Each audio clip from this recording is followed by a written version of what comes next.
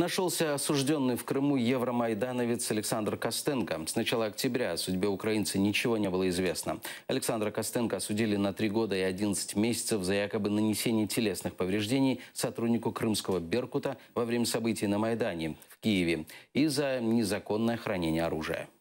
Наконец нам стало известно, что Александра доставили ИК-5 Кировской области. А официальных документов пока нет о его местонахождении. Вот информация о том, что он находится в Кировской области, я узнал, позвонив в колонию. Там подтвердили, что он находится. Сашу Костенко сбивали, пытали. Судья не стал нас слушать, сказал, что это предмет другого судебного разбирательства. Конечно, я хотел, чтобы Саша в нем участвовал лично, но на тот момент, когда он находился в Крыму, по надобным основаниям, нам отказали в рассмотрении не в силе.